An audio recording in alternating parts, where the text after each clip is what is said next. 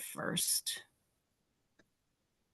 So we're going to go through just a mini presentation, which my sister actually put together. So this is Dory. Dory and I together, when we first started gridworking, we decided we would be Sisters of the Grid. And so we actually have a YouTube channel called Sisters of the Grid, and we have kind of taken a bit of a break, but we're going back to it now, especially after the Equinox Expo, where Dory did a presentation all about gridworking. And Earth energy is just very powerful. It's something that I think more and more people are becoming aware of, and people want to know practical ways that they can actually not only tap into it, but also help and do their part to assist Mother Earth to cleanse and clear from all of the massive assaults that have been going on against her body and her energy body for so long. So let me just pull up our little presentation. I'm going to share my screen. And then we're going to go over, I'm just going to walk you through a basic grid. And then you can go ahead and go home and try it out.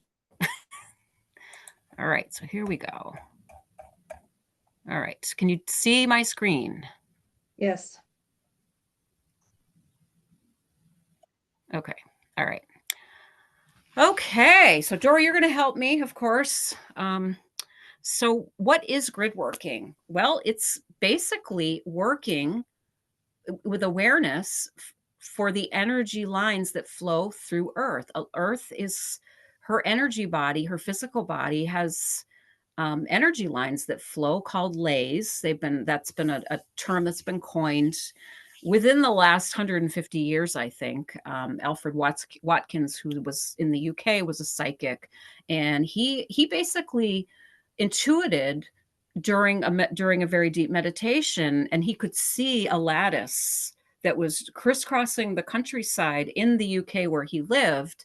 And he recognized the antiquity of it and how this is actually the template that we are working with, that most people can't see with their normal visual eyes. However, the third eye, as we know, is a lot more tapped into what's really going on. And so grid working is just basically working intentionally with Earth energy. But what Watkins also and it did, always. I'm sorry. Oh, no, go I ahead. could speak more to this, but he noticed that structures, whether they were man-made or made in nature, he noticed that they seem to fall into these lines. And so that, coupled with being very intuitive and psychic, that's why he started to look into it. And I mean, this crisscrosses the globe, these lines, and you could literally follow them like a path. Yep. Just like the human body, we have meridians, and the ancient Far Eastern peoples have known this. They have charted it, an entire healing system that's very, very old is still being used because it works. And so it all comes down to that recognition of, energy does flow and it connects through these meridians. And so grid working is all about connecting with the energetic lines that flow through Earth, and to working to heal and harmonize the collective energy field. Because just like the human body, we have a biofield, right? I think more and more people are coming to realize that that's true.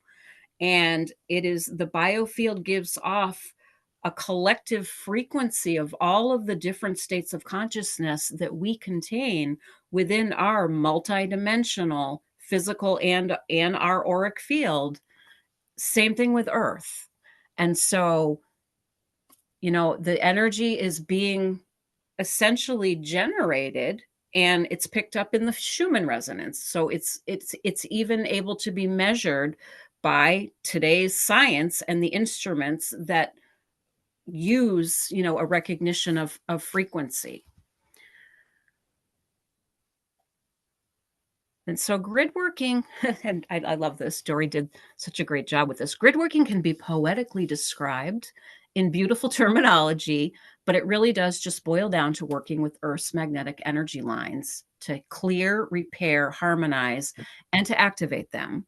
And a grid worker is a type of energy healer who works specifically and intentionally with Earth energy for that purpose of cleansing, healing, and rejuvenating, just like an energy worker typically works with the human body using recognition of these same principles. Just a lot bigger body here. And so laying a grid, now we say grid working and we also equate it to laying a grid. And so tonight we're really going to talk about and also demonstrate crystal grids. Why? Because, sorry? No, it's okay. Okay. Was that your cat? Specifically because crystals are, these are earth, crystals are of earth. These are the bones of the earth. And crystals, as we've talked about many times in the past, crystals hold very specific consciousnesses, frequencies. They don't change. And which is very different from the human biofield, because of course humans flow with our emotions. So at any time we can go from, peace and tranquility and even enlightenment, and then bottom out and go all the way down and into fear, and then up again. And so we completely move and shift, whereas crystals hold that frequency. And so crystals are very powerful tools that we can use to set this intention. And also this is a tool that's supportive of earth in a particular area when we lay a grid intentionally. And so laying a grid, we can cleanse and clear ley lines, which have been essentially hijacked. And it may not even be intentionally hijacked, but sometimes it is. Other times it's just, unfortunate. And when structures are placed in certain, powerful areas, that can block the flow of natural energy. And it also very frequently does siphon that energy. Now, nodes and vortices are places where ley lines cross over each other. And that also projects the energy and the intention of whatever's going on into the surrounding lands. And we can see these effects in the life that lives on the land in those areas. And so, one thing that a lot of intentional grid working is designed to do is to release land trauma that's been essentially stuck.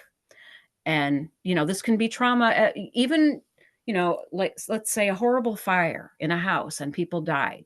Well, you know what, the earth is going to retain the memory of that trauma that happened. And so that could certainly benefit from intentional grid working to help release any of that stuck trauma that's still locked into the land, to release. Battlefields are a very common site where trauma is locked in the land, especially when monuments have been placed there to basically lock it down. And so that was in fact, when Dory and I first started doing this work, our very first mission, we did a remote grid work mission, and it was designed to release the land trauma out in Lexington and Concord, and also to relight in the Old North Church, the lanterns, which were all about, activating the spirit of freedom and liberty that this country was basically founded upon. And so, that was a multi-purpose kind of intention, but it was to give Earth some relief in those lands, in those areas where there had been battles and blood trauma was essentially stuck and trapped in earth, and it was contained, with monuments.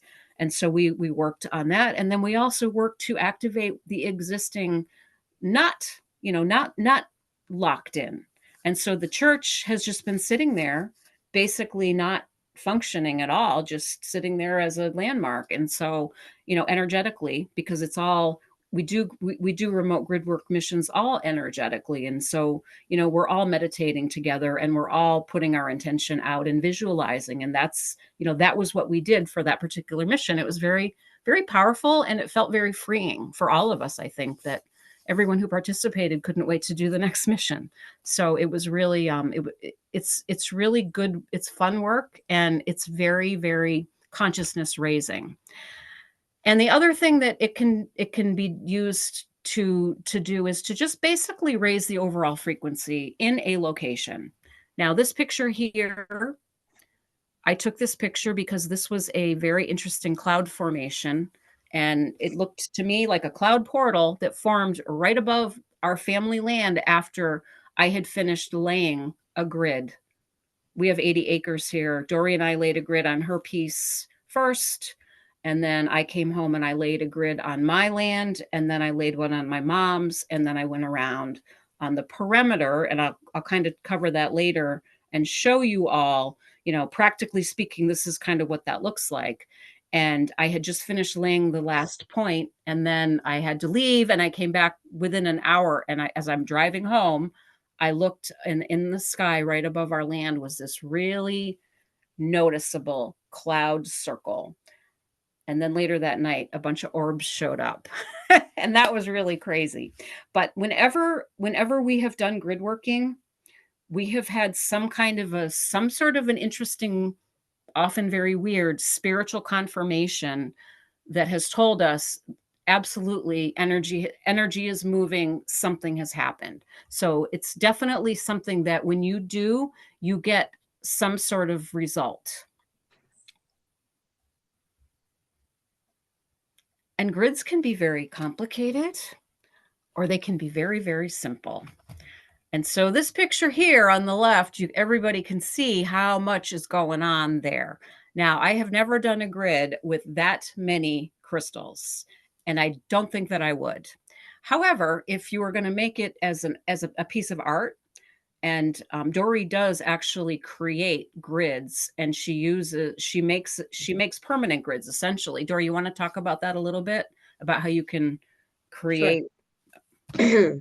Well, I mean, I can show you just different designs. And I was also going to say, you don't necessarily have to follow a sacred geometry sort of template.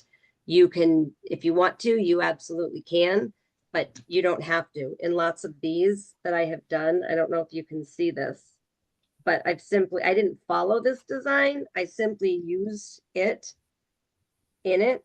Can you see these, or is there too much reflection? All right, wait a minute. I'm going to stop sharing so that you can. Can everybody see these kind of? Maybe. Hold it up and try to move your hand to the side, because it's kind of hard to. All right, the light. Yeah, it's Okay. Well, it's anyways, they're all different. And even this one, for example, now this one has howlite and lapis in it, along with, I think that is a quartz also. So what we started doing for Sisters of the Grid is using all sorts of quartz crystals. So whether it is a citrine or a regular quartz, rose quartz, amethyst, those are all quartz. Quartz has that piezoelectric quality about it. So when you apply pressure to it, it emits electricity. That's why they have been used in all sorts of machinery, in computers, in quartz watches, and all of those.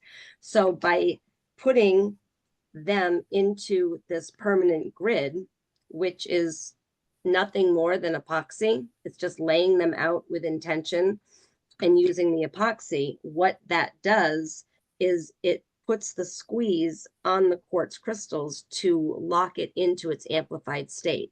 So it's like turning on a speaker volume on loud and walking away and leaving it.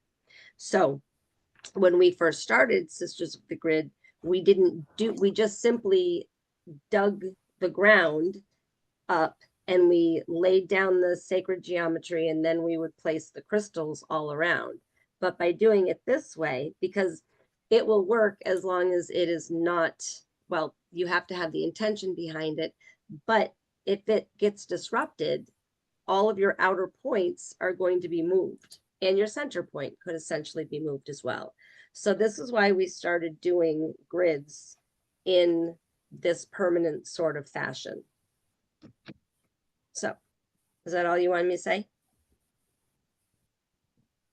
No, that's good. So I just I turned my camera off because I keep getting a low bandwidth. Sorry about that. Today has been dreadful with my signal. I don't know what's going on.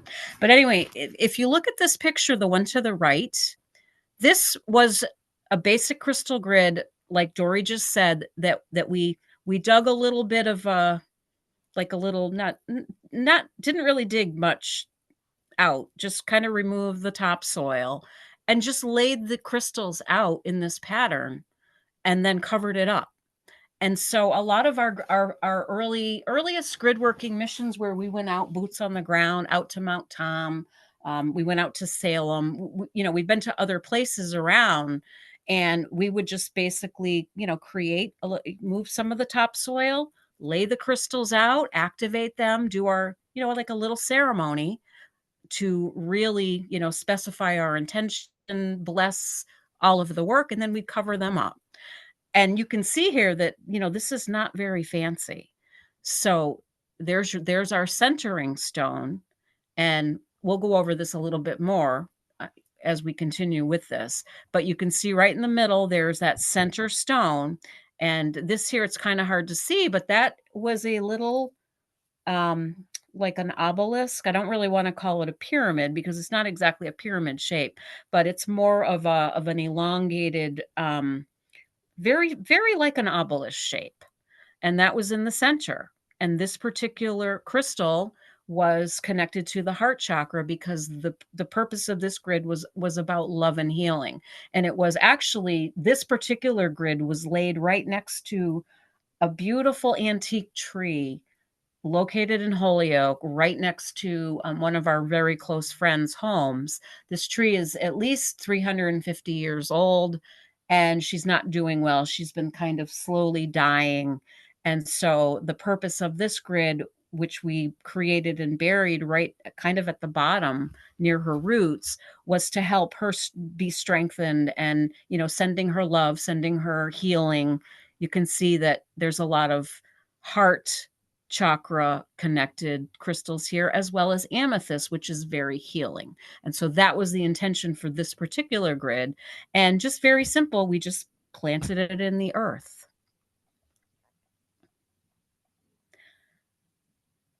And so that's what doing a grid is all about. It's really very simple. It's how you place your crystals. It's if you want to add extra points on, you know, farther beyond the perimeter to continue the work and to also radiate it, you know, further. And the whole intention of that is to really tap into whatever earth energy is already there, whatever energy lines, what, you know, whatever lays are close by, and just really kind of magnify and amplify and send that energy out as far across the earth as possible. And so that's really, I mean, it sounds very simple, but that really is what crystal grids are all about. Is there anything else you want to add, Dor?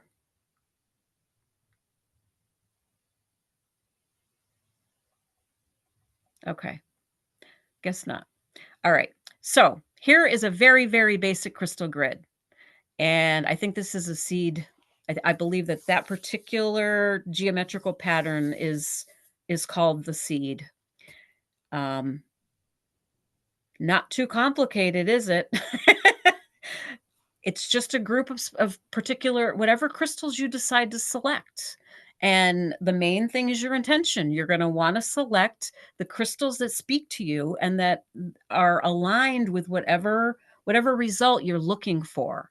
And again, like Dory said, it doesn't have to be a sacred geometry pattern. You can lay it out however your intuition speaks to you about. And this here, there's just a centering stone, and then there's crystals on the outskirts, and this actually looks like this is tapping into the 7 primary chakras. Actually, or is there 8? 1, 2, 3, 4, 5, 6, 7. Yeah, there's 8. But it looks like clearly these stones align with the chakras. Here we have tiger eye, which would be the root. Here we have carnelian, which would be the sacral. Um, looks like a citron over here to the right. That would be the solar plexus.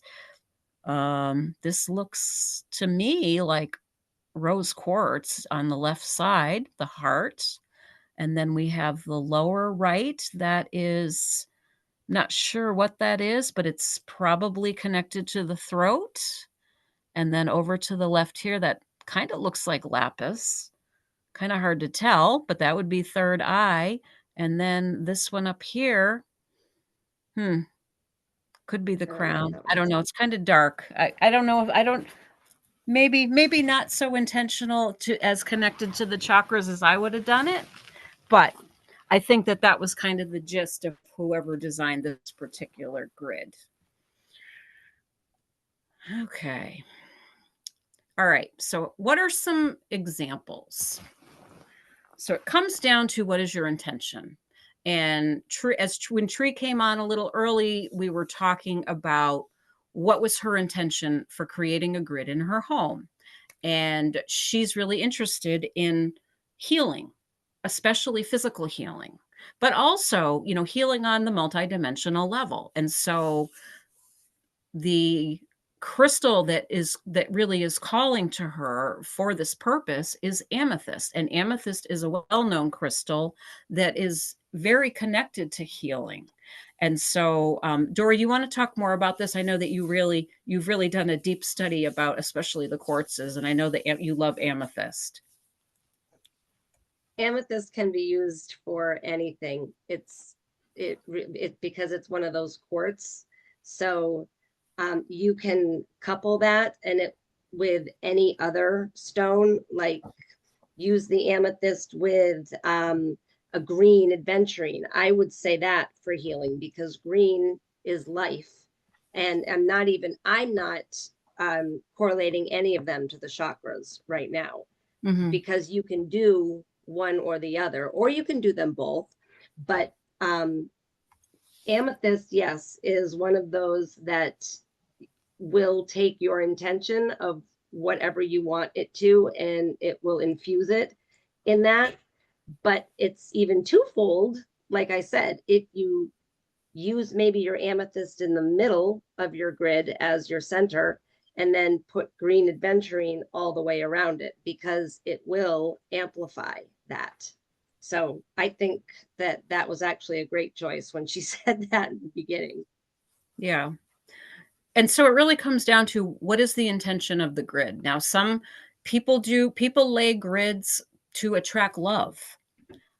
People lay grids because they want to protect their physical space. People lay grids for health and healing. There are a number of things.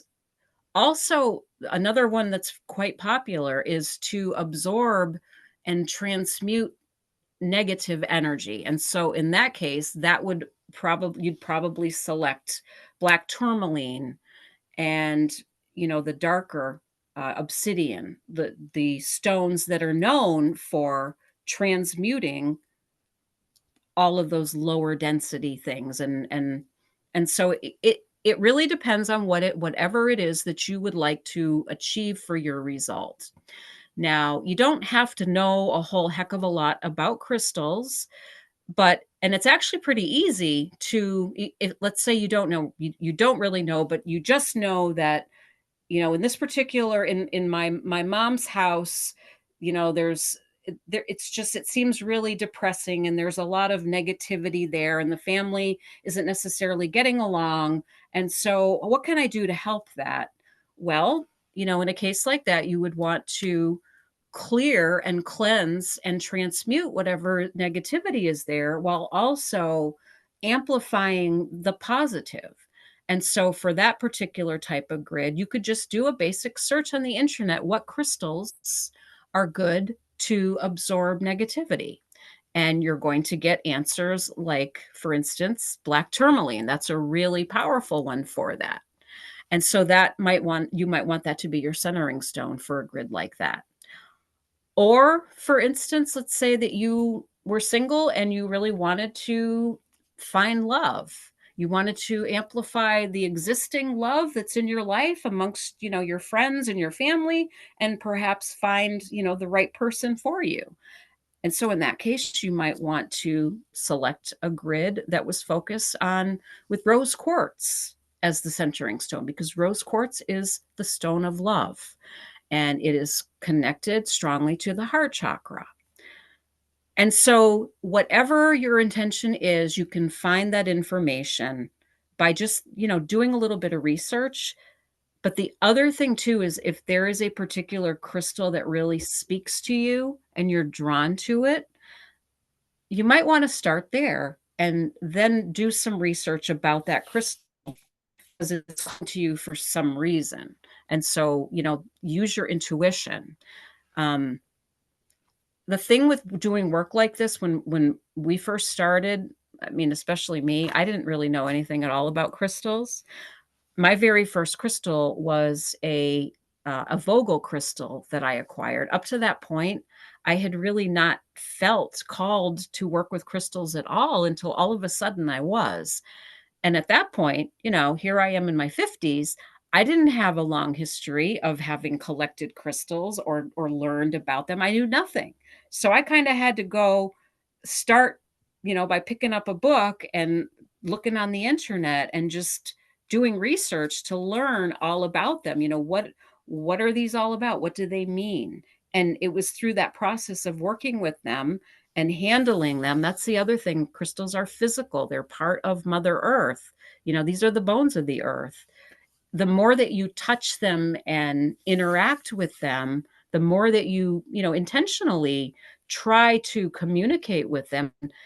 Some people that are probably not so much on the spiritual journey as we are might find that a little bit hokey, but there's a lot to be said for that. That we are here in the physical world, and these are gifts from earth. They are part of earth, and they absolutely do have consciousness, which you can connect to when you are intentional in that desire. And so anyway, back to intention. um Well, Ken's, can I interrupt for a yeah, minute? of course. Because yes, they do have a consciousness that's perfect. Because what you also have to do is, if you are acquiring these crystals, if they're not yours already, it's very important that you cleanse them. And whichever ones you get, they have certain techniques. Some of them you can cleanse under running water, or they suggest in a stream, or you can bury them in the earth. But there are also ones like selenite you should never run underwater. Can you guys hear me? It just said my internet connection is not working. I can hear you. I can hear I you can loud and hear clear. you. Okay. Okay. So like selenite, for example, if that will dissolve in water, so you have to be very careful. And then you also want to charge your crystal, and that goes a lot with your intention. So, and again, there are certain ways to charge certain crystals.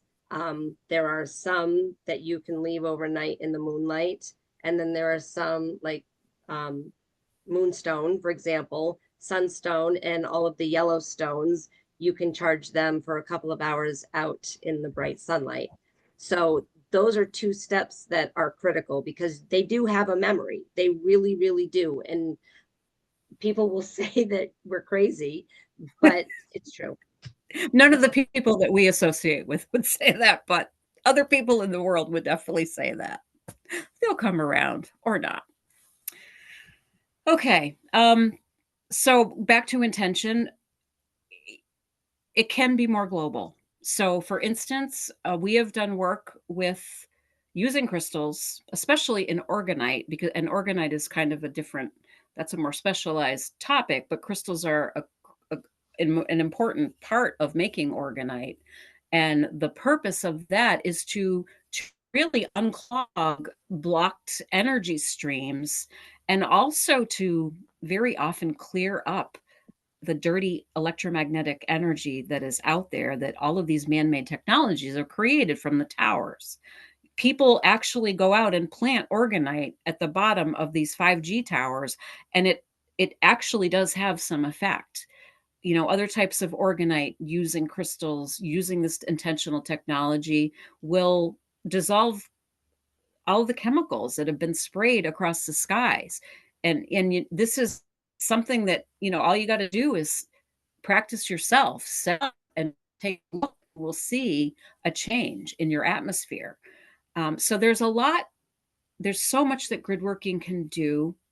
And it really does start with, what is it that you want to do? What is your intention? Is it for your house? Is it for, to change some sort of a condition that you're experiencing in your life or in your family's life? Is it something that you want to do on behalf of an area? What is your intention? And then again, you want to look at the practical aspects of it. So where are you going to do your grid? Like Tree was saying, she wants to do it in her house. So you want to find a spot where it's not going to be disturbed, where you can lay it out and essentially just leave it if you're going to do an indoor grid. If it's an outside grid, you want to think of, find a good place. Again, this goes back to, are the elements going to potentially disrupt it? If you're just going to lay crystals, you're probably going to want to dig it down a little bit and then cover it to make it safe. Or you can actually do something that's a little more permanent, like what Dory's been using, where she's creating these grids. And then the other thing is, how are you going to pattern it? Are you going to be complicated? Are you going to do something like the flower of eternal life? And let me show you this, because this was the first grid that we were doing, and it was all in this pattern. So see how complicated that is. So what we originally were doing is, we have our center. You're frozen. Am I frozen? Jill? Can you hear me? I can hear you. Okay. Well, this complicated pattern here, we did, essentially it was 12 layers. And we threw a lot of crystals. And initially we were new to this work, so that's what we thought made the most sense. However, as time passed, we came to realize that, as we grew in our confidence that this is actually doing something, we no longer were super complicated, and we actually got to the point of where, okay, it made sense to do the direction, so north, south, east, and west.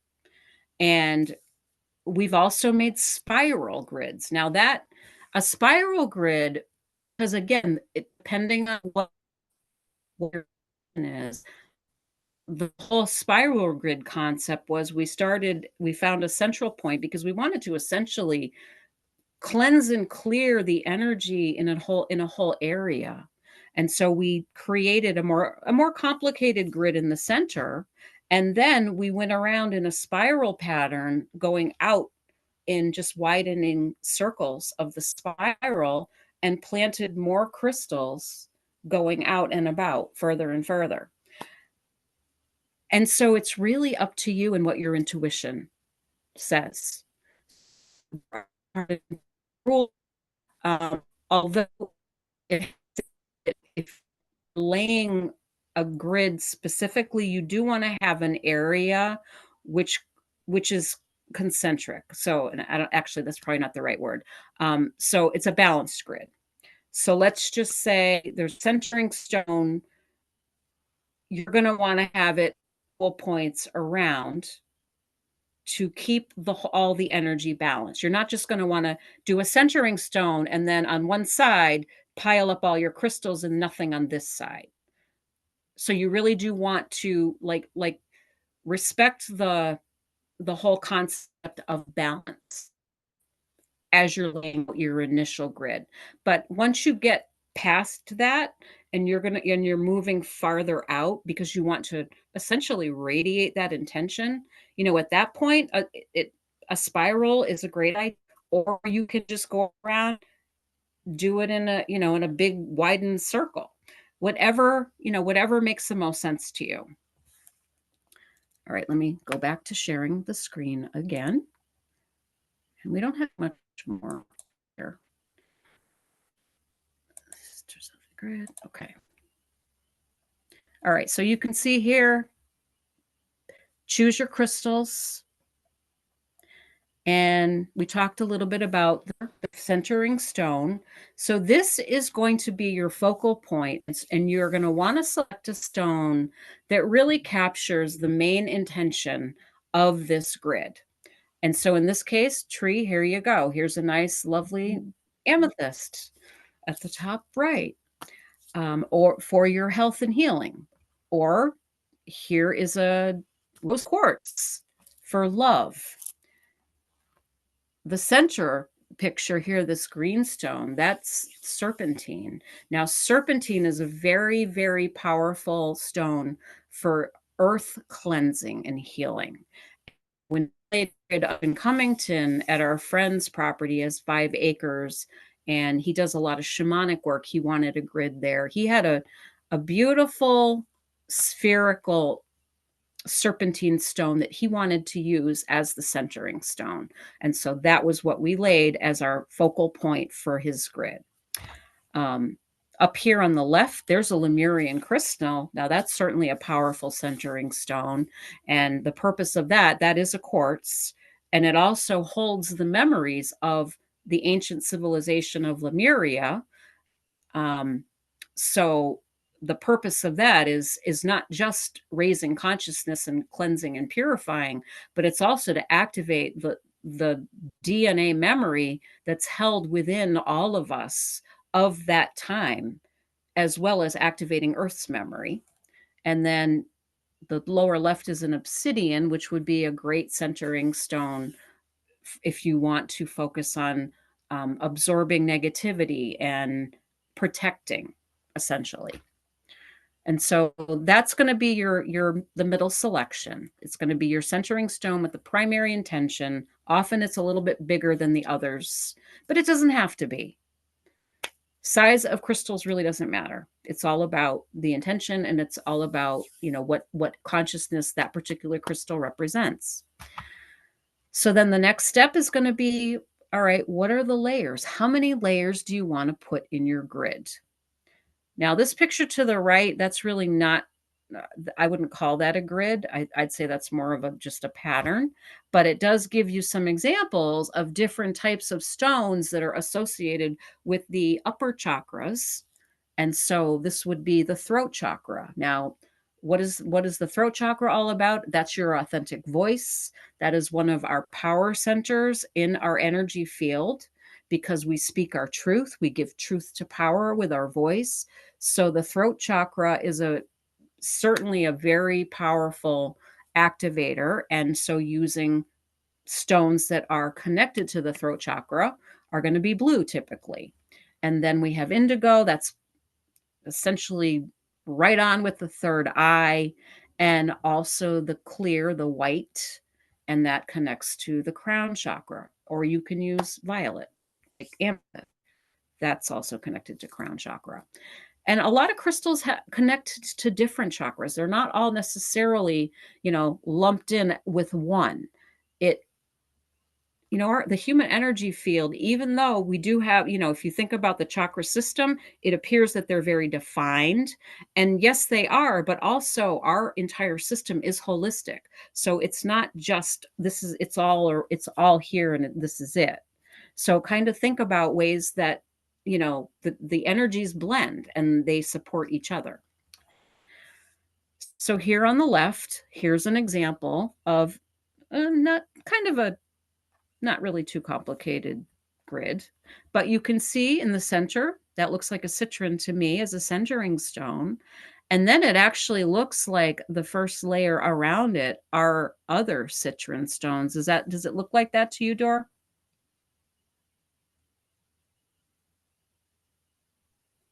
The one in the middle actually looks like a smoky quartz to me, Okay, a but smoky yes, quartz, it could be. Yeah, it could very well be. They look very similar to me. And then moving around, here's another layer, and that's very hard to tell what that is. That could be lapis. Not really sure. And then on the outer, the furthest out, oh, again, I can't really tell, but hopefully people can kind of get the gist of it. You know, for this particular grid, if it's smoky quartz, what does that do? That definitely absorbs and transmutes Mhm. denser negative energies and transforms it through the whole quartz process and raises consciousness. This could be serpentine. It sort of looks like serpentine to me. So this particular grid could probably be the intention could very well be that it's all about raising consciousness and transmuting the effects of maybe what something that's going on in a particular area. Like that would definitely be something that I could see being used for a grid like that. Mhm. All right. And then finally, if you would like, and you don't have to do this, this is something that, we didn't learn this. We just did it. And so we like doing this, and that's what I teach, but you don't have to go further out and lay crystals, but that's just what we did.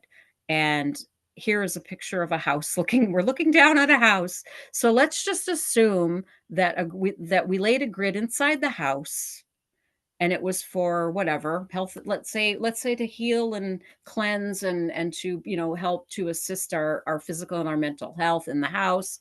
And then we went around outside and we laid a crystal in each one of the cardinal directions, and black tourmaline to help absorb any negativity, and also to project all of that in out into the land, that to just further take that intention of the cleansing and removing any residual density that's still hanging around from that point, draw it away. And so that would be kind of the intention for a grid like that. All right. And so, Dory, you want to talk a little bit about the whole crystal revelation that you had as you were doing all this? With when I freaked out Yes. about putting them in, right.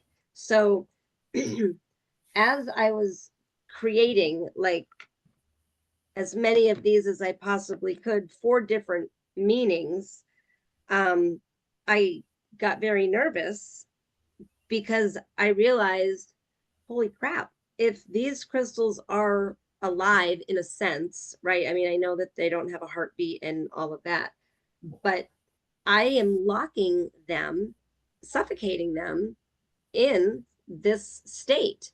And so I called Kenzie and I called Ingrid. I'm like, you guys, what am I doing? This is, I can't do this. I can't, I feel wrong about doing this. I felt terrible. And then working through it, they helped me see, no, this, everything that you have done. And Jody also helped because Jody's like, no, no, it just came to me. Crystals are here to serve. They want to help humanity. And because everybody lately is just becoming more and more and more aware, and our consciousness is rising as a whole, crystals want to do that. So they exist here to serve and protect and expand and connect and heal. They have other purposes as well. Yes, that's true. But it's because of those reasons that I was able to work through this and feel like they want to serve in this way. So that was Get my over it. whole freak out little session in doing this. Yep. And you got over it. And I did yes. get over it because I truly Yeah. believe that. And this was the thing I created for the Equinox Expo to introduce Dory, and there she is doing her grid working. Have you heard of Royal King? Sorry? Oh, no, it's okay. It was me. Oh, I was okay. checking a message. Oh, okay. Okay. All right. All right. So I'm going to stop sharing the screen and I'm going to show you the basic. Somebody just asked, do you Okay, have an to charge example. selenite? Selenite is one of those that you do not have to No. charge. No. Same thing with kyanite. Right. Like, and I wanted to Citrin. show you this. And what? Citrine. And citrin also. Yeah. But Yes. not kyanite? No. Good to know.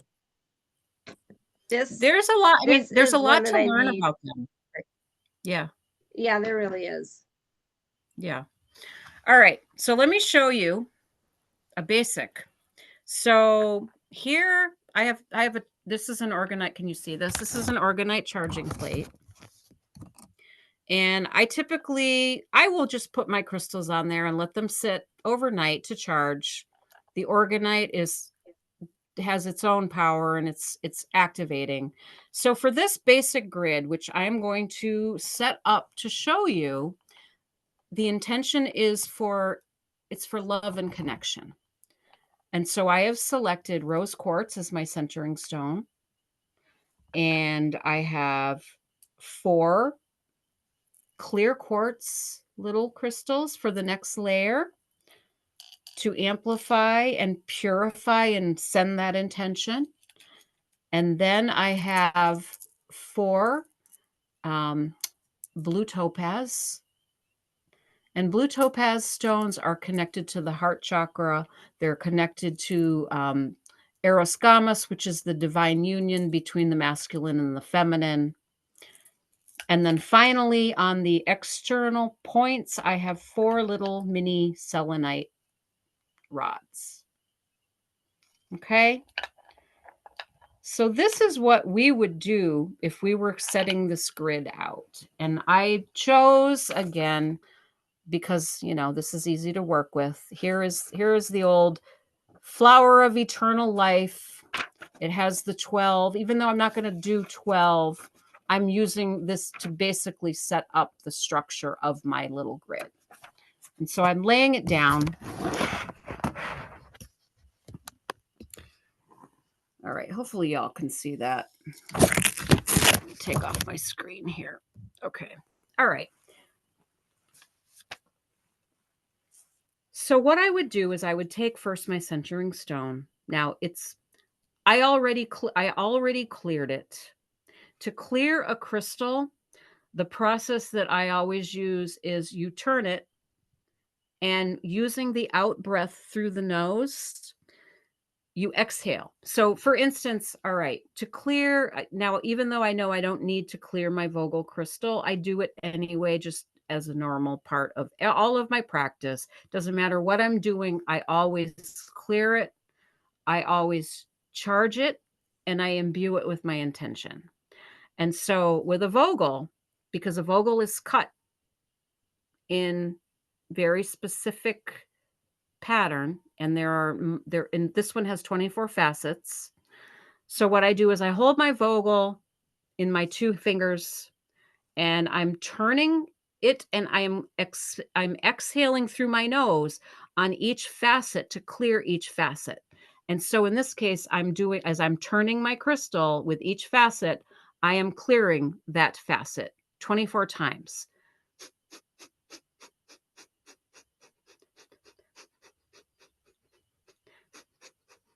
Okay. Then I'm flipping it over and I'm spinning it in the other direction, and I'm doing that again 24 times.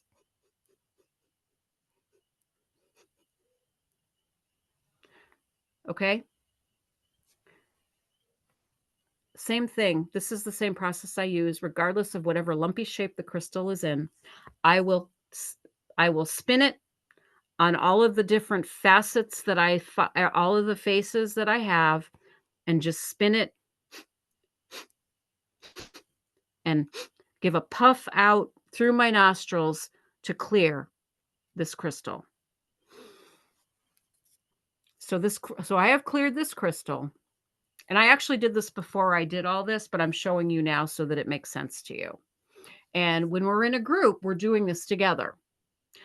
And so after we do that, after we clear it, we would hold the crystal in our left hand, because the left hand is the feminine receiving hand. This is the hand that's the magnetic. And place the right hand, which is the masculine electric hand of action, over it. And in a group, each one of us would place their hand on top of the other. So there would be, if it was me and Dory and Ingrid, all three of us would have our hands, and we would direct our intention to charge and activate the crystal. And our intention is to bring in and activate love and compassion and connection, to cleanse away anything that is in the way of our being able to receive and give love. And then we would place the crystal right at the center. And I know it's kind of dark, and I'm sorry, but it's right here in the middle, right in the center of our pattern. Okay, does that make sense? Not hard. Mhm. Next layer. And in this case, these are the clear quartz. Now remember, clear quartz, pure 528 frequency. They're all about amplifying whatever the intention already is there, as well as purifying and cleansing just naturally in their being. So I'm not going to go through all of that, what I did before, to cleanse and clear, because we've already done that. But what we would then do is each one of us would take a crystal, and moving in a clockwise direction, we would lay them at each one of the cardinal points on this grid. So 1, 2, 3, 4. All right, so now it's 2 layers. And then we would do the next, in this case, the blue topaz. Once again, to really, to really intensify and support the intention, which is all about divine union, perfect connection. And so then we would lay these at the next level, a little bit further out, clockwise. And then finally, the 4 north, south, east, and west selenite.